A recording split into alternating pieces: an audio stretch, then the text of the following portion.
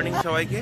আজকে আমাদের ডেস্টিনেশন যোধপুর থেকে আমরা যাচ্ছি উদয়পুরের দিকে। তো মর্নিংয়ে আমরা প্রায় 5টা নাগাদ প্রায় বেরিয়েছি। প্রচণ্ড তখন ঠান্ডাটা অতটাও বুঝিনি, মানে ঠান্ডাটা ছিল, যোধপুরে ঠান্ডাটা ছিল কিন্তু খুব একটা বেশি না, মানে 19 কি 20 ডিগ্রি সেলসিয়াস মতো ছিল। এইবার যখন বাসে করে যাচ্ছি তো পুরো অন্ধকার, আমি মাঝখানে নেমে আমরা চা ফা সব খেয়েছি, কিন্তু এখন হঠাৎ করে বাস থেকে নামার পর ছট করে যে ঠান্ডাটা লাগলো, মারাত্মক ঠান্ডা। কারণ আমরা যাচ্ছি আরাবল্লী পর্বত। আরাবল্লী পর্বত আগে ছিল পর্বত, এখন পর্বত নেই, এখন পাহাড় হয়ে গেছে। যাই হোক, আরাবল্লী পাহাড়টা নিয়ে একটু বলি। রাজস্থানের সেকেন্ড হাইয়েস্ট পিক হচ্ছে আরাবল্লী উপরে, যেটা হচ্ছে কুম্ভলগড় ফোর্ট। সেই ফোর্টে আজকে আমরা যাব। সাথে যাব হলদিঘাটি। হলদিঘাটিটা আমরা অনেকেই জানি যে ইতিহাসের পাতায় পড়েছি হলদিঘাটের যুদ্ধ বলে। তো সেই জায়গাটাও আমরা যাব, আজকে ভিজিট করব। ওই দুটো দেখে আমাদের আজকে জার্নি হচ্ছে উদয়পুর।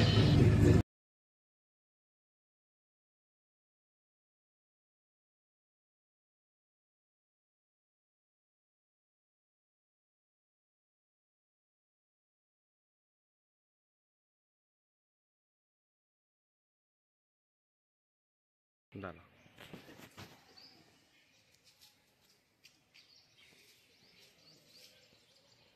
কুম্ভলগড় ফোর্ট যাওয়ার সময় আরাবল্লী পাহাড়ে যখন উঠেছি আমরা, আমাদের এখনও এখান থেকে প্রায় 1 ঘন্টা মতো যেতে লাগবে বাসে করে। তো আমরা তার আগে এখানে একটা জৈন টেম্পল আছে, যেটা পাহাড়ে ওঠার সময়, মানে পাহাড়টা অনেকটা আগেই উঠেছি আমরা। তো এখানে পাহাড়গুলো ছোটো ছোটো, মানে রাস্তাটা ছিল, এখন আস্তে আস্তে দেখছি বড় বড় পাহাড়ও দেখতে পাচ্ছি। মানে পাহাড় না এলে তো মনটা আবার ভালো লাগে না। তো এইখানে আসার পর মানে ঠান্ডাটাও আছে, ঠান্ডাটা তবে রোদটা যেহেতু রোদটাও আছে ঠান্ডাটাও আছে, কিন্তু খুব একটা বেশি ঠান্ডা না। সকালে এমনকি কনকনা ঠান্ডাটা লাগছিল, এখন বেলা বাড়ার সাথে সাথে ঠান্ডাটা কমে গেছে। কিন্তু জৈন টেম্পলের এই যে জায়গাটা, মানে এখানে ট্যুরিস্ট খুব কম আসে, কিছু ফরেনারকে শুধু বেরোতে দেখলাম। যেটুকু শুনেছি যে মানে লোকাল এরিয়ার লোকজনই খুব বেশি আসে, ভিজিটাররা খুব কম আসে, কিন্তু কিছু ফরেনাররা আসে মাঝে মধ্যেই। কিন্তু জায়গাটা একদম নিরিবিলি শান্তশিষ্ট, মানে এত সুন্দর।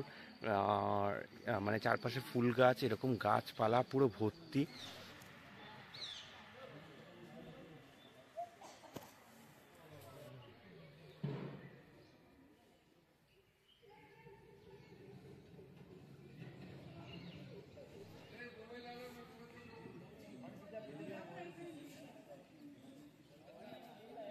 এই হচ্ছে পিছনে আমাদের যেই টেম্পলটা ভিজিট করতেছি, সেই টেম্পলটা, জৈন টেম্পলটা। এর ভিতরে কোনো রকম মোবাইল বা ভিডিওগ্রাফি বা ফটোগ্রাফি কিছু অ্যালাউ নেই। ইভেন ফোনটা এখানে জমা করে রেখে যেতে হচ্ছে। তো আমি এখনো পর্যন্ত যাইনি, ফোন যেহেতু জমা করে রেখে যেতে হবে, তো ফোনটা রেখে দিয়ে তারপর ঢুকবো। তার জন্য ভিতরে কোনো ভিডিও বা কিছু তুলতে পারবো না। রোদটা খুব লাগছে এখন, কিন্তু এখানে ওই মানে ভিজুয়াল বা মন্দিরটা অসাধারণ লাগছে, দেখতে অসাধারণ লাগছে। এবং ভিতরে মানে ইনফ্রাস্ট্রাকচারটাও খুব সুন্দর। এটা যেটুকু একটা জায়গায় পড়ছিলাম, কোথায় একটা যেন, যে এইটা হচ্ছে এটাকে বলা হচ্ছে রান্নাকপুর জৈন টেম্পল। রান্নাকপুর জৈন টেম্পল এই কুম্ভলগড় ফোর্ট যাওয়ার সময় এটাই রাস্তাতে পড়বে। তো এইটার আমি কিছু জায়গা দিয়ে ফটো নিচ্ছি, ভিডিও নিচ্ছি, সবাই ততক্ষণে ঘুরে আসুক। আমি হয়তো পরে যাবো, বা আমি হয়তো ভিতরে নাও যেতে পারি, কিন্তু আগে ফটো বা ভিডিওগুলো আগে নিয়ে নিচ্ছি। টেম্পলটাতে আমাদের ক্যামেরা তো অ্যালাউ করেনি, আমি তো ভিতরে গেছিলাম। তো এখানে ভিতরের যে ভিউটা বা ভিতরে যে মন্দিরের স্ট্রাকচার, মানে অসাধারণ, মানে পুরোটা শ্বেত পাথর দিয়ে বানানো। এবং এবং যেটা বলার, এইখানে মহাবীর জৈনের 4 রকমের মূর্তি আছে, 4 সাইডে 4 রকম।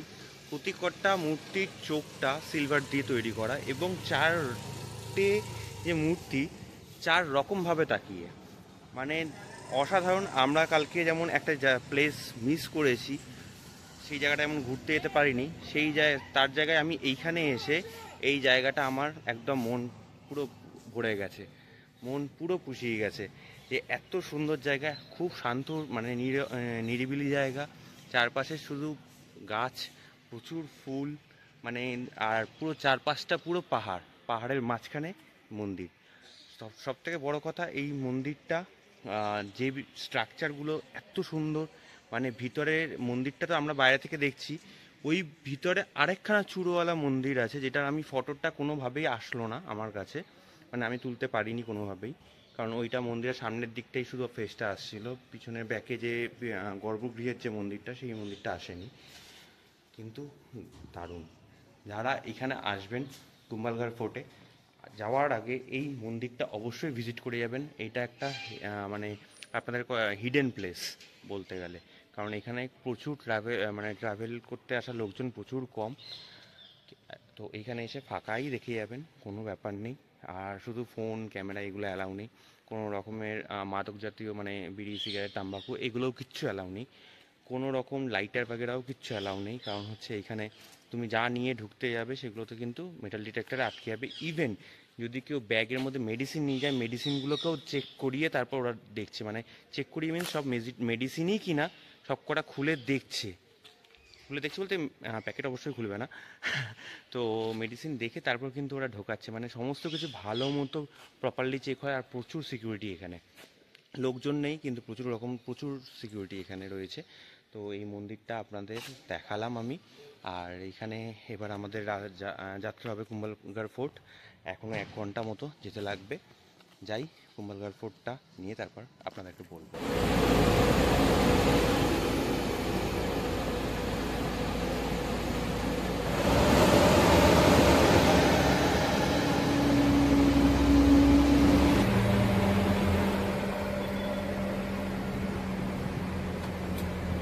ফোর্ট আমরা এখন যাব, তার আগে আমাদের এইখানে হচ্ছে লাস্ট বাস এত পর্যন্তই আসে। এইখানে শ্রী রাধে কৃষ্ণ ধাবা আছে, এখানে পুরোটা পুরো ভেজিটেরিয়ান সমস্ত কিছু। তো এই ধাবাটা পর্যন্তই কিন্তু লাস্ট, তারপর কিন্তু আর বাস কিন্তু যাবে না। এইখানে পিছনে যে গাড়িগুলো দেখছো, জিপগুলো, এই জিপগুলোই এরা নিয়ে যাবে। এরা হচ্ছে পার পার্সন 100 টাকা করে নেয়, সেই 100 টাকা করে নিয়ে এরা ওপরে নিয়ে যাবে। এখানে প্রায় 2 থেকে 3 কিলোমিটার মনে হয় উপরে উঠতে। তো এটা জিপে করে নিয়ে যাবে এবং সেইখানে গিয়ে তোমাকে টিকিট কেটে ঢুকতে হবে। টিকিটের প্রাইস হচ্ছে 40 টাকা, তো পার পার্সন 140 টোটাল লাগবে। এই জিপে কিন্তু আপ ডাউন দুটোই কিন্তু 100 টাকা। তো আমি এবার যাওয়ার সময় আপনাদেরকে দেখাবো। জিপে উঠে পড়েছি, এবার এখান থেকে কুম্ভলগড়ের দিকে যাচ্ছি, মানে ফোর্টের দিকে। তো আমাদের একটা গাড়িতে হচ্ছে, এখানে গাড়িগুলো সিটের এক এক রকম নিয়ম, কোনোটায় 8 জন, কোনোটায় 10 জন, কোনোটায় 12 জনও হয়। আর স্পিড তো ভালোই টানবে হয়তো, আশা করি। দেখি তারপরে দেখাচ্ছি আপনাদেরকে ভিউগুলো।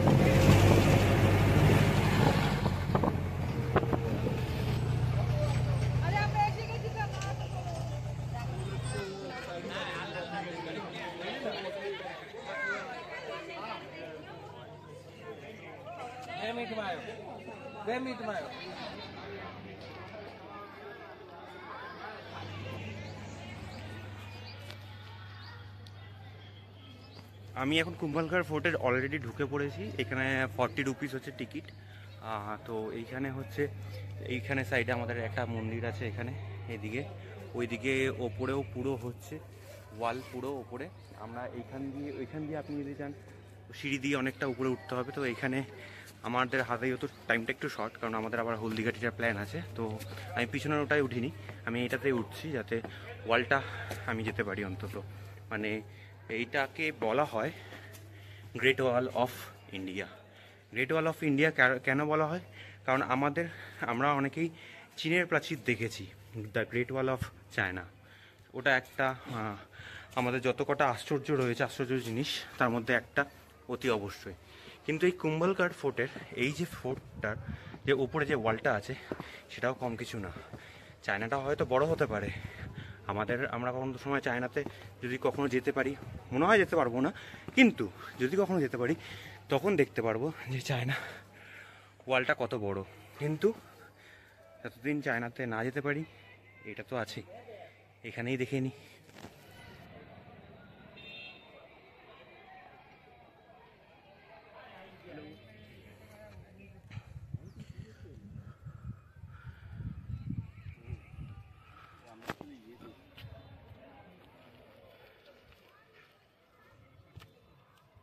কুম্ভলগড় ফোর্ট, এই কুম্ভলগড় ফোর্টটা 15 সেঞ্চুরিতে বানানো হয়েছে। সেটা রাজা কুম্ভ, মানে মহারাজা কুম্ভ এটা বানিয়েছিলেন। এই যে কুম্ভলগড় ফোর্ট, এটাকে গ্রেট ওয়াল অফ বলা হয়, তার অন্যতম আরেকটা রিজন এই যে ওয়ালটা 38 কিলোমিটার জুড়ে স্প্যান হয়েছে। মানে এই যে কিল্লাটা আমরা দেখতে পাচ্ছি, এই পিছনে আমাদের এই যে গ্রেট ওয়াল অফ চায়নার যে টাইপেরই এরকম যে সাজানো এই ব্যাপারটা, এটা 38 কিলোমিটার ধরে স্প্যান হয়েছে। মানে 38 কিলোমিটার এটা পুরোটা। আমরা জিপে করে এসছি, সেটাই প্রায় 2.3 কিলোমিটার, কিন্তু এই যে ওয়ালটা পুরোটা জুড়ে যে যাচ্ছে, এটা হচ্ছে 38 কিলোমিটার। আমরা বুঝতে পারছি তার মানে কতটা লম্বা। আর এই যে ফোর্টটা হচ্ছে আমাদের এইখানে যে আরাভাল্লি পর্বতের একদম চূড়ে, যেটা এই যে কুম্ভলগড় ফোর্টের যে টপটা আছে সেটা হচ্ছে রাজস্থানের second highest peak. First highest পিকটা অবশ্যই মাউন্ট আবুতে, সেকেন্ড হাইয়েস্ট পিকটা আমাদের ওইখানে।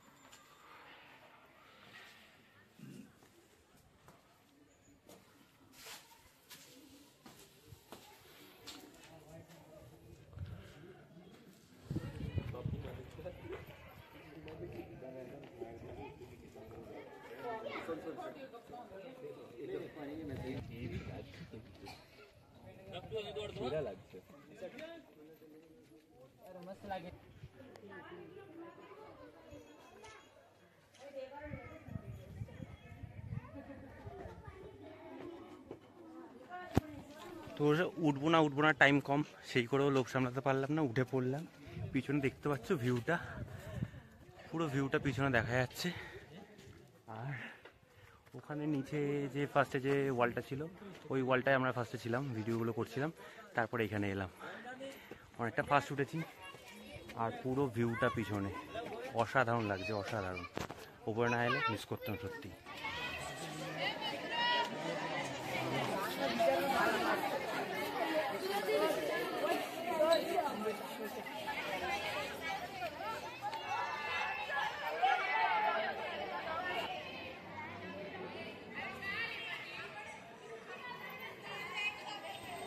বহু কষ্টে, মানে রাস্তা এত বাজে যে এখানে কিছু বলার নেই। আর একটু হলে মিস হয়ে যাচ্ছিল। আমি হলদিঘাটিতে অনেকক্ষণ আগে ঢুকেছি, কিন্তু রাস্তা এতটা খারাপ যে আমি এই জাস্ট 6টার সময় মিউজিয়াম বন্ধ, 6টা বাজতে 5-এ এন্ট্রি পেয়েছি। আমি এন্ট্রি পেয়েই ঢুকে আগে আমি গেছিলাম ওখানে এবার হচ্ছে আমাকে ওয়েট করতে হচ্ছে, যেহেতু ভিতরে গাইড একটা বোঝাচ্ছে, গাইড আমাকে দেবে, তারপর আমি আবার ঢুকতে পারবো।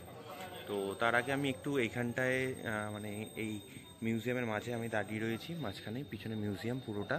এই মিউজিয়ামের রাস্তা দিয়ে আমি ঢুকেছিলাম, কিন্তু আমাকে 10 মিনিট যখন টাইম আছে, আমি বললাম যে আমি ততক্ষণে ডিসক্রাইব করে দিই যে হলদিঘাটিটা কী। হলদিঘাটের যুদ্ধ আমরা অনেকেই জানি, কিন্তু তার একটু আগে থেকে আমি শুরু করছি বলতে কুম্ভলগড় যে ফোর্টটা দেখে এলাম, কুম্ভলগড় ফোর্টে মহারানা প্রতাপের জন্ম হয়েছিল। মহারানা প্রতাপ হচ্ছে মহারানা উদয় সিংয়ের সবথেকে বড় ছেলে। এবার মহারানা প্রতাপ এই হলদিঘাটি নামটা এসছে এখানে যে মাটিগুলো কালারটা অনেকটা হলুদ, তাই এখানের নাম হলদিঘাটি। হলদিঘাটির আরেকটা নাম হচ্ছে land of bravery. Land of bravery কেন বলে সেটা আমি পরে আসছি, কিন্তু তার আগে বলি এই হলদিঘাটিতে 1576-এর 18 জুন এখানে যুদ্ধ হয়। মানে এখানে যুদ্ধ হয় বলতে এখানে মুঘলদের সাথে রাজপুতদের। মুঘলরা এই জায়গাটা রাজস্থানে বারবার করে অ্যাটাক করেছিল, কিন্তু সেইভাবে কিন্তু মুঘলরা কিন্তু কখনোই সাফল্য পায়নি রাজস্থানের দিকে। তো রাজস্থানের দিকে সাফল্য পাওয়ার জন্য মানে ওরা যখন যুদ্ধতে এসছিল তখন এইখানে হচ্ছে মহারানা প্রতাপ খুব মানে লাস্ট যখন আকবর যখন যুদ্ধতে এসেছিল, মানে আকবর যখন অ্যাটাক করেছিল তখন কিন্তু ঠিক আছে আমি একটু ব্লগটা একটু স্টপ করছি, কারণ আমাকে ডাকটা এসছে ওখান দিয়ে, তারপর আমি এসে আবার বাকিটা বলবো। महाराणा प्रताप एवं मुगल अकबर की सेना के मध्य हुआ था। इस युद्ध में अकबर स्वयं नहीं आए थे, उन्होंने आमेर भी नहीं की, जो उनके वित्त मंत्री खामशा ने अपनी सारी सुख सुविधा को छोड़कर अपने राजा को स्वयं का धन 25 लाख रुपए व राजकोष में 20,000 अशर्तियां देश के लिए अर्पित की।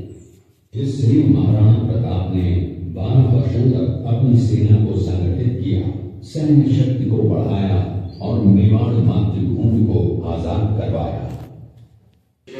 मेवाड़ की प्राचीन राजधानी चित्तौड़गढ़ का है। इसी किले के अंदर महाराणा प्रताप का बचपन बीता था। इस किले की तलहटियों में महाराणा प्रताप ने अपने गुरु से शिक्षा प्राप्त की थी। ये किला 12 वर्ग किलोमीटर में फैला हुआ है।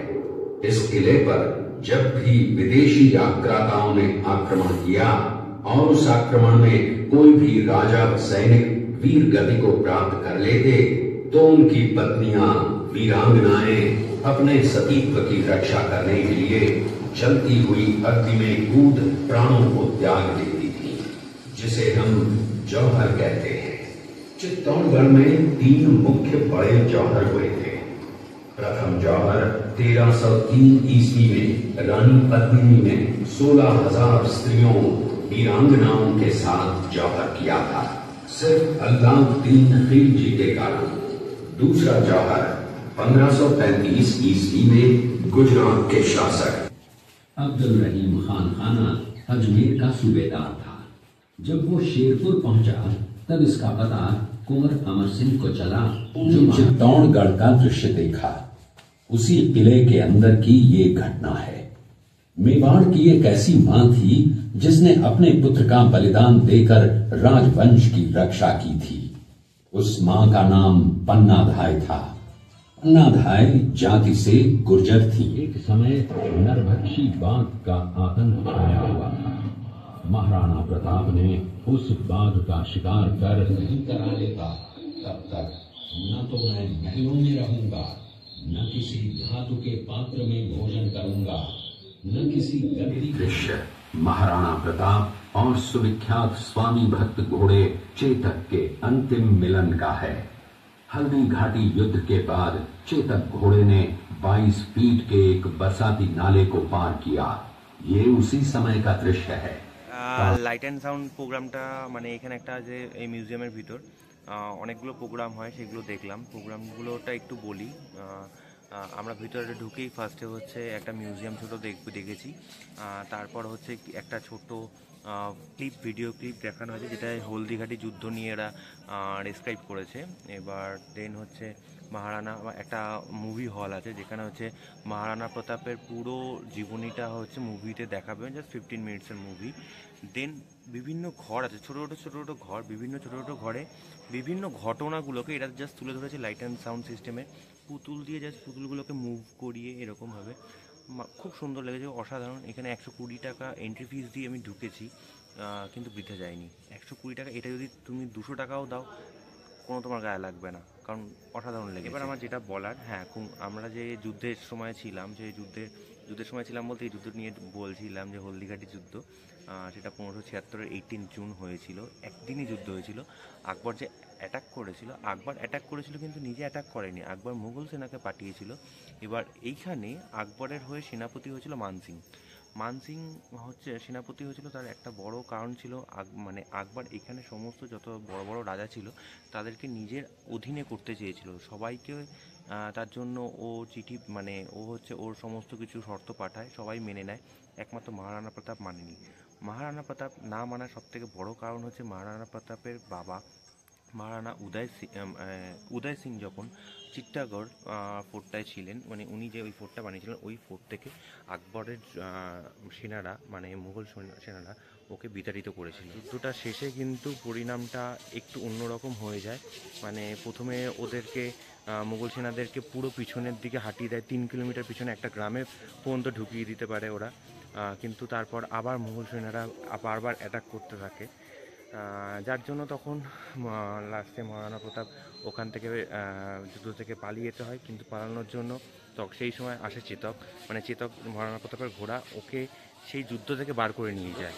এবার পা কেটে যাওয়ার ফলে চেতক আর দৌড়াতে পারেনি, সে তবু তার প্রভুকে বাঁচিয়ে তারপর নিজের প্রাণ দেন। তো চেতককে এই জন্য সবাই মানে মানে তার লয়্যালটির একটা দাম হিসাবে তার সমাধি এখান থেকে 200 মিটার আগে রয়েছে, যেটা আমি শেষ করছি কারণ এবার আমাদের গন্তব্য উদয়পুর। আর আমি মিউজিয়াম থেকে বেরোচ্ছিও, এখন প্রায় বাজতে চললো 7টা, আর লাস্ট মোমেন্টে ঢুকেছি। ঠিক আছে, চলো বাই, পরের দিন কালকে উদয়পুর থেকে আবার শুরু করবো। টাটা।